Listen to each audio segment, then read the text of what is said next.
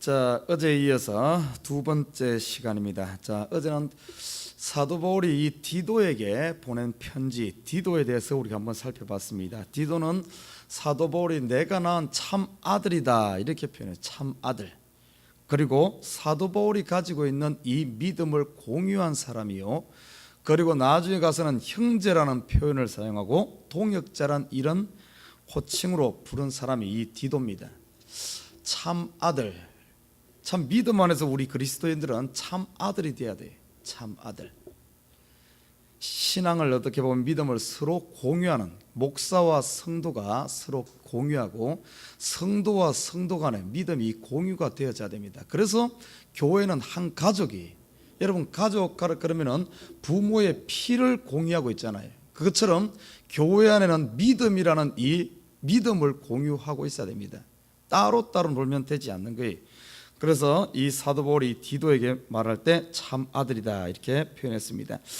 자, 오늘 본문 보면은 오늘은 이 디도의 이 목회 환경, 그 당시 디도가 이 그레데라는 이 지중해 연안에 있는 섬 지방에서 목회를 하고 있었습니다. 디도가 목회하고 있는 목회 환경은, 저는 이 목회 환경을 보면서 참 그레데라는 이 지역이 지금 뉴욕과 비슷하다는 것을 많이 깨닫습니다. 자, 그레데라는 이 지역은 어떤가 하면 주변에 만연했던 천박한 사회 풍습에 어떤 교회가 이렇게 물들어 있는 이런 상황이었습니다. 교회주의가 전부 도덕적으로 문란하고 거짓 교사들에 의한 이 하나님의 은혜의 복음이 잘못 해석되어져 있는 이런 상황, 그리고 유대인들의 어떤 이런 유대주의가 이렇게 만연했던 이런 곳이 이 그레데란 지역입니다. 자, 그 당시 어떤가 하면 도덕적으로 문란해 있었어요. 그러면서 그 당시 그 교회 가운데 어떤 사상이 퍼져 있었는가 하면은, 이 신앙은 내면의 이 세계지 삶과는 이 상관이 없다, 이런 생각을 가지고 있습니다. 그래서 교회에서는 전부 신앙생활 잘하는 것 같아요. 예배 잘 드리고 기도 열심히 하고 헌금생활 잘한데, 이 어떤가 하면 생활하고는 전혀 따로 노는, 생활에서는 어떻게 보면은 이 신앙과 전혀 모양이 다른 이런 모습을 나타낸 것이 이 그레데 교회의 특징입니다. 성경에서는 어떻게 말하는가 하면 우리의 생활의 모습은 겉으로 나타나는 것은 결국에 어떤가 하면 내 내면의 세계가 어떤가를 보여주는 하나의 열매입니다. 성경에 뭐라 그랬습니까? 열매를 보고 그 나무를 안다 그랬어요. 그 사람의 입을 보면은 어떤 말을 하는가 보면은 그 사람이 그 사람의 인격이 어떤가를 볼 수가 있습니다. 그 사람의 가정 생활을 보면은 그 사람의 신앙이, 그 사람의 마음 상태를 알 수가 있어요. 그들의 그 사람의 사회 생활을 보면은 그 사람의 믿음이 진짜인지 가짜인지가 드러납니다. 그 사람의 인간관계를 보면은 하나님과의 관계가 어떻게 서 있는가가 보여집니다. 이 겉으로 나타나는 이것은 어떤가 하면 내면을 보여주는 하나의 열매입니다. 그러나 그 당시 이 그레데 교인들은 그러지 않았어요.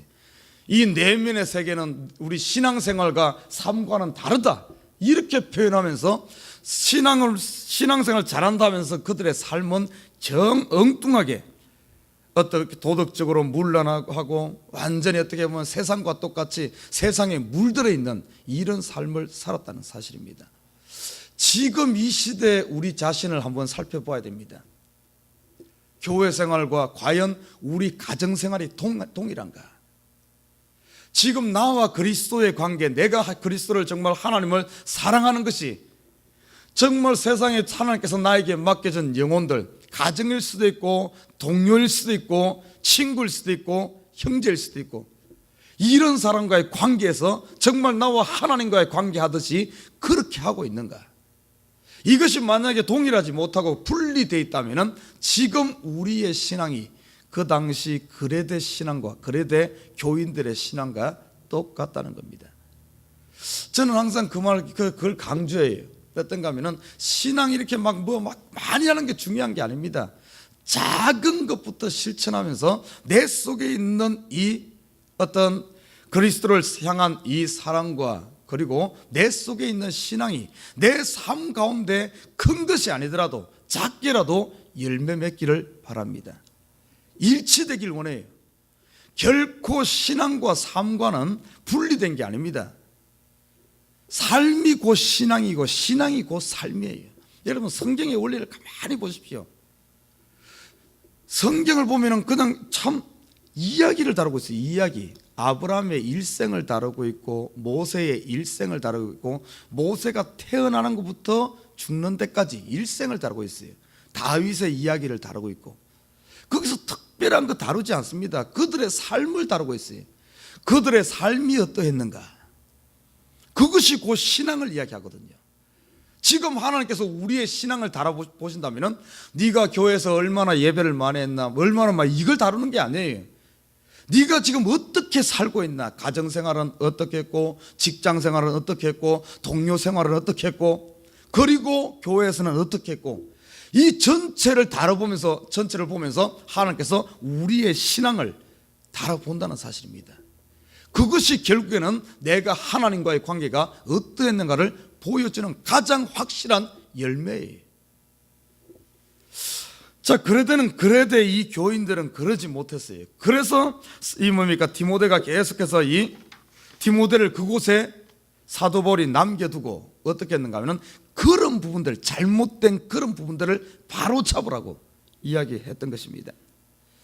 자, 그리고 이 기록 연대를 보면은 이 디도서가 AD 한 66년경에 기록되었습니다.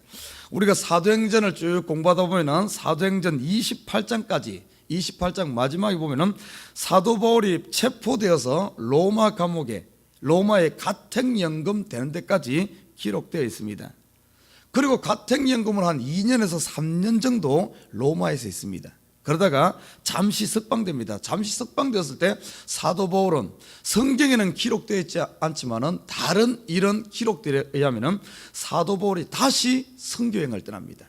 4차 선교행을 떠나면서 자기가 전했던, 방문했던 그곳에 신방을 하면서 각 교회를 다시 위로하는 그럽니다. 그러다가 다시 재차 투옥됩니다. 그때쯤 투옥되기 직전, 그리고 AD 한 66년 말쯤에 사도 바울이 재차 투옥되어서 그곳을 로마 감옥에서 순교한데, 거기 투옥되기 직전, 그러니까 사도행전 28장, 그러니까 1차 체포되고 된 때부터 재차 투옥되기 직전 64년에서 66년 그 사이에 4차 전도여행을, 이 선교여행을 하면서 이 디도서를 기록하지 않았나, 이렇게 추측을 합니다. 그때가 66년 초점으로 이렇게 생각을 합니다. 그리고 이 디도서의 주제는 뭔가 하면은 선한 생활입니다. 선한 생활. 선한 생활이란 말이 이 디도서 요 짧은 요 기록에서 6번이나 강조되고 있습니다. 그래서 어떻게 보면은 이 신앙생활과 이 사회생활, 일반 삶이 따로 노는 이 부분에 대해서 선한 생활을 통해서 너희의 신앙을 증명하라. 다시 말해, 다른 사람들에게 어떤 빛을 비추라 하는 이런 것이 굉장히 강조되어 있는 것이 이 디도서입니다. 은혜로 주어진 구원이 실제 삶의 현장에서 경건하고 의로운 모습으로 나타나야만 그것이 바로 참된 신앙임을 강조하고 있습니다. 자, 오늘 본문을 보십시다. 오늘 본문은 1절부터 보면은 하나님의 종이요 예수 그리스도의 사도인 바울, 곧 나의 사도된 것은 하나님의 택하신 자들의 믿음과 경건함에 속한 진리의 지식과 영생의 소망을 인함이라, 이렇게 말하고 있습니다. 자, 1절과 2절을 보면은 사도 바울이 자기 자신을 하나님의 종이다, 이렇게 소개하고 있어요. 자, 하나님의 종이란 말은 본절에서만 나오는 겁니다. 일반적인 그리스도인 모두를 의미하지 않고 이 하나님의 종이란 말은 계속 보면 사도 바울이 이 편지글을 쓸 때 13권을 쓰지 않습니까? 하나님의 종이라는 이 표현은 여기에 처음 나와요. 그전에는 어떻게 보면 다른 데서 어떻게 표현하면 나는 그리스도의 종이다, 이렇게 말합니다. 왜 여기서는 특별히 하나님의 종이라는 이 단어를 썼을까? 이 특별한 직책이나 직무를 부여받은 자를 의미하는 것이 하나님의 종이라는 의미입니다. 이 하나님의 종은 주로 구약 시대의 선지자와 같은 경우를 가리키는 것이 이 하나님의 종입니다. 그런데 왜 사도 바울이 여기 디도스에 하나님의 종이라는 표현을 썼을까? 그 당시 이 그레데 그 지역에 이 유대인들이 유대주의가 만연해 가지고 사람들의 그 사도 바울이 세워놓은 이 교회, 디모데가 목회하고 있는 이 교회 성도들의 신앙을 어떻게 파괴하고 있었습니다. 그래서 사도 바울이 복음을 전했기 때문에 사도 바울의 이 사도성이라든지 아니면 그가 진짜냐 하는 이런 부분에 대해서 공격을 받고 있습니다. 그래서 사도 바울이 자기 자신이 어떤가 하면은 그레데의 복음 전파 방해하는 이 유대인들을 염두에 두고 사도 바울 자신이 구약 성경에 나타난 선지자들의 이 계승자, 다시 말해 하나님의 종임을 강조하기 위해서 이 특별히 오늘 이 본문에서는 하나님의 종이요 이 말을 덧붙인 겁니다. 그러면서 보십시오. 예수 그리스도의 사도다 이렇게 표현합니다. 자기 자신을 소개할 때 이 사도란 말은 보냄을 받은 자 아니면은 전달자 이런 의미가 있어요. 사도 바울은 자기 자신이 하고 싶어서 한 것이 아니라 하나님이 보내서 자기가 이 일을 하고 자기의 역할은 복음을 전달하는 이 사명을 가진 자임을 강조하고 있습니다. 자, 그러면서 오늘 참 우리가 중요하게 봐야 될 것 중에 하나가 뭔가 하면은 1절에 보면은 자기 자신이 종과 사도된 목적을 이야기해 주고 있어요. 오늘 뭐라고 얘기하는 건 보십시오.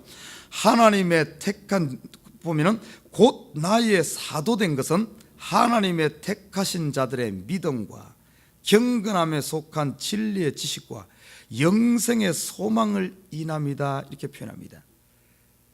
자신이 사도된 것, 자기를 영화롭게 하기 위해서 자기 자신이 사도된 게 아니란 사실입니다. 자, 이 말을 좀 바꿔보십시다. 내가 목사된 것, 내 지금 밥벌이 하기 위해서 내가 목사된 게 아니란 겁니다. 내 꿈을 펼치기 위해서 목사된 게 아니란 겁니다. 내 이름 내기 위해서 목사된 게 아니란 사실입니다. 사도는 직분입니다. 목사도 직분입니다. 여러분 권사도 직분입니다. 집사도 직분입니다. 내가 권사가 된 것, 내가 집사가 된 것, 이건 내 이름 내려고 이거 되어진 게 아니란 거예요. 내가 교회에서 행세하라고 된 것이 아니란 겁니다. 그러면 내가 특별해서 그러면은 내가 다른 사람들보다 더 잘나서 특별해서 그러면 이것 주었느냐? 그것도 아니란 거예요. 오늘 사도 바울이 자기가 종이 된 것과 사도 된 것은 목적이 있어요. 자기 자신을 위해서 된 것이 아니라 첫째는 보면은 하나님께서 선택하신 사람들에게 믿음을 전하고 가르치기 위해 되었다는 사실입니다. 우리가 직분 받은 것은 나를 위해서 된 것이 아니에요. 여러분 사도행전에도 보십시오. 사도행전에 7 집사를 세운 것이 자기를 위해 된 것이 아니라 누구를 위해 되었습니까? 교회를 위해, 교회를 섬기고 성도들을 섬기라고 주어진 직분에, 그래서 교회의 모든 직분은 자신을 위한 것이 아니라 교회를 위한 것이라는 것을 알아야 됩니다. 그래서 이것은 어떤 행세라고 된 게 아니에요. 하나님께서 선택하신 사람들에게 믿음을 전하라고 하나님께서 사도 바울을 사도로 부르신 줄 믿습니다. 믿음 전하. 그런데 보십시오. 이 직분이 주어지고 직분은 주어지는 것은 미션입니다. 우리에게 미션, 사명이에요. 자, 사명자가 그 직분을 감당하지 않을 때는 그 직분이 아무런 의미가 없습니다. 목사가 뭡니까? 하나님께 특별히 목회하라고 이 목사의 사명을 줬는데 목사가 목회를 하지 않는다면 그 목사의 사명은 더 이상 없는 겁니다. 집사가 어떻게 보면 교회를 섬기고 성도들을 섬기라고 줬는데 집사가 이것을 일을 하지 않는다면 그 더 이상 그는 집사의 의미가 없는 거예요. 자, 보십시오. 우리 믿는 사람에게, 오늘 사도 바울에게 하나님께 선택한 사람들에게 믿음을 전하라고, 이것은 사도 바울뿐만 아닙니다. 이 시대 저와 여러분 모든 예수 믿는 사람들에게 주어진 사명 중에 하나가 믿음을 전해야 되는 사명인 줄 믿습니다. 여러분 지금 여러분의 믿음을 전하고 있습니까? 여러분의 믿음을 통하여 다른 사람들을 세우고 있습니까? 여러분의 믿음을 통하여 다른 사람에게 영향을 주고 있습니까? 만약에 이 일을 우리가 감당하고 있다면 지금 저와 여러분, 지금 사도의 직분, 이 사도 바울이 감당했듯이 저와 여러분 크리스찬의 그리고 교회의 직분 감당하는 겁니다. 그러나 우리가 믿음을 전하지 못하고 정말 자기 믿음 하나 가지고 쩔쩔매고 있다면, 다른 사람에게 크리스찬의 빛으로서 영향을 미치지 못한다면, 빛이 빛을 비추지 못한다면, 소금이 그 맛을 내지 못한다면 우리는 아무 쓸데없는 사람들이. 뭐라 그랬습니까? 소금이 그 맛을 내지 못하면 쓸데없어 바깥에 버려서 사람들에게 짓밟힌다 그랬어요. 여러분 지금 여러분 가정에서 짓밟히고 있습니까? 직장에서 짓밟힙니까? 손가락질 받고 있습니까? 교회에서 사람들에게 걸림돌이 되고 있지는 않습니까? 우리 자신을 한번 살펴봐야 돼요. 우리에게 주어진 목적이 뭡니까? 하나님께서 왜 나에게 이 정말 어떤 집사의 직분을 줬는가? 특별히 우리 새벽에 깨우는 저와 여러분, 왜 직분을, 이 미션을 잊어버리면 안 됩니다. 내 사명을 잊어버리면 안 돼요. 사도 바울은 그래서 제일 처음에 자기의 사명을 먼저 소개하는 거예요. 이 말은 지금 디도가 누굽니까? 디도가 그레데에서 목회하고 있는 목회자 아닙니까? 항상 자나깨나 너는 목회자다, 너는 목사다, 네 사명을 잃지 마라 하는 이런 의미에서 사도 바울이 자기의 사명을 먼저 소개하는 겁니다. 자, 두 번째는 뭔 줄 압니까? 사도 바울이 사도된 목적 두 번째는 뭔가 하면 경건하게 사는 진리를 가르치기 위해. 경건하게 사는 진리. 여러분, 이거는 말로만 해서 되는 건 아니에요. 경건하게 사는 진리, 이 말은 바로 경건하게 사는 진리를 가르치는, 이것을 어떻게 보면 삶으로 보여주는 본이 돼야 돼. 본이 돼. 내가 본이 돼야만, 내가 경건하게 사는 이 삶을 보여야만 이 진리가 다른 사람을 가르칠 수 있는 줄 믿습니다. 그래서 사도 바울은 그런 삶을 살았어요. 사도 바울은. 그래도 디도에게도 너도 이런 삶을 살아라. 여러분, 경건하게 살고 있습니까? 내 자신을, 이 크리스천에서 우리 참된 경건은 세상이 말하는 경건과 다릅니다. 야고보서에 보면은 믿음 안에서 참된 경건은 두 가지로 요약할 수 있어요. 첫째는 뭔가 하면은 고아와 과부를 그 환난 가운데서 돌아볼 수 있는 적극적인 의미. 우리 믿는 사람들이 어떤가 하면은 고아와 과부를 돌아볼 수 없다면, 다시 말해 내 마음의 긍휼을 통해서 다른 사람을 돌아볼 수 있는 이것과, 그리고 또 한 가지는 뭔가 하면은 자기를 지켜 세상에 물들지 않는 것이다, 이렇게 말하고 있어요. 이 두 가지가 우리에게 나타나는 게 이게 참된 경건입니다. 그냥 조용하고 있다고 해서 조심한다고 해서 이것이 경건이 아니에요. 참된 경건은 고아와 과부를 돌아보고 자기를 지키는 이 두 가지가 있을 때 참된 경건의 삶. 사랑하는 우리 식구 여러분, 저와 여러분에게, 이 시대 크리스찬 예수 믿는 저와 여러분에게 주어진 삶의 목적 자체가 바로 그겁니다. 경건하게 삶으로 말미암아 세상 사람들에게 경건을 가르쳐야 될 줄 믿습니다. 그리고 세 번째가 뭔 줄 압니까? 하나님께서 영원 전부터 계획하고 준비하신 영혼의 생명에 대한 희망을 불어넣기 위해서, 우리 믿는 사람, 이 시대 교회는, 이 시대 성도는 세상의 빛이 되어야 되고 어둠 속에 있는 그들에게 희망을 전하는 이 시대 사명자인 줄 믿습니다. 이 시대 희망은 교회예요. 이 시대 희망은 성도들입니다. 세상은 어차피 멸망을 위해 쫓아가고 있어요. 어둠을 위해 쫓아갑니다. 그들에게 소망은 바로 교회예요. 저와 여러분이 소망이 되어야 될 줄 믿습니다. 이 희망을 전해야 돼. 그러라고 사도 바울이 이 사도로 부름받았다는 사실. 우리 자신을 다시 한 번 더 돌아보면서 과연 나는 나에게 주어진 사명 감당하고 있는가? 나는 우리 식구들이 잘 감당하시기를 주님을 부탁드립니다. 그리고 3절 하나를 더 보면은 자기 때에 자기의 말씀을 전도로 나타나셨으니 이 전도는 우리 구주 하나님의 명대로 내게 맡기신 것이라. 여러분, 우리 믿는 사람들이 사도 바울이 또 한 가지를 설명하고 있는데, 이 전도, 복음을 전하는 이것 하나님께서 나에게 맡기신 것이다, 이렇게 말하고 있어요. 이것은 사도 바울에게 맡긴 게 아닙니다. 모든 예수 믿는 사람들에게 대명령으로 맡기신 것이 뭔가 하면 전도예요. 전도. 여러분 지금 전도하고 있습니까? 우리가 신앙생활 오래 하면 오래 할수록 전도하는 것에 사명을 잃어버려요. 어떻게 생각하나? 아예 할 생각을 안 해. 내 주위에는 전도할 사람이 없다. 아예 포기하고 아예 세상으로 눈을 돌리지 않아. 성도가 전도하지 않는다는 사실은 이것은 사명 잃은 사명자와 같은 거야.